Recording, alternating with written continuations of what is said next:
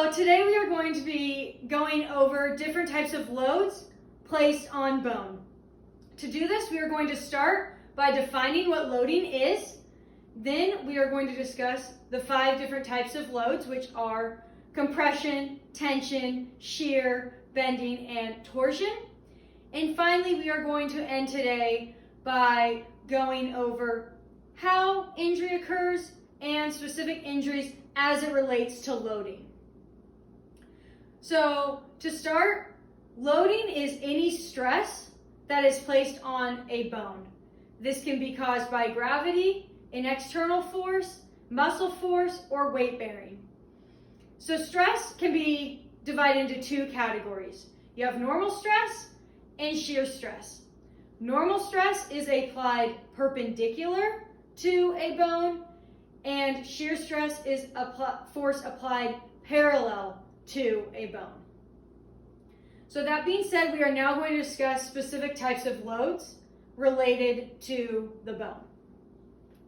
So the first one is compression, and this is when a force is applied both at the top and the bottom of the bone, which then causes the bone to shorten and widen. Another way to think about this is the ends of the bones are being squeezed together, which again is going to cause that shortening and widening. The second type of load is a tension load. This is when the forces pull away from each other, causing the bone to lengthen and get thinner. This can also be seen as the opposite of compression. The third type of load is a shear load. This one's unique because it is going to be a force that is applied parallel to the bone, which, because it's applied parallel, is going to make the bone less resistant to loads.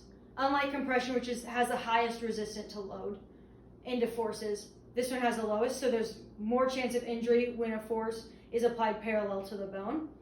And with shear, it then causes the bone to distort at an angle. The fourth type of load is the bending load, and this is when a force is applied in any direction and causes a bending motion within the bone. The fifth and final type of load is the torsion load. So with this one end of the bone is fixed and the other twists. So the force causes this twisting motion.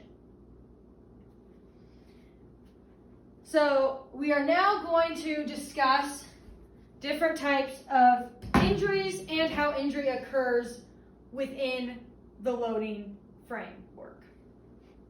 So over here, we have this graph, and this has load and repetition.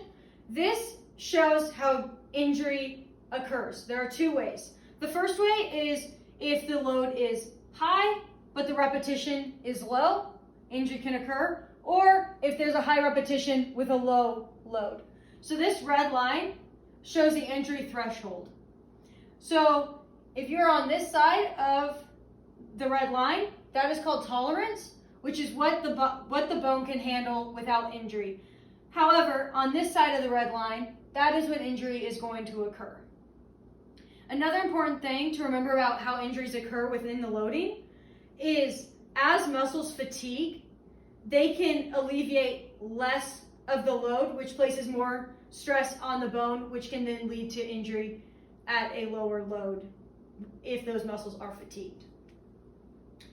So the next thing we are going to discuss are specific injuries as it relates to the femur.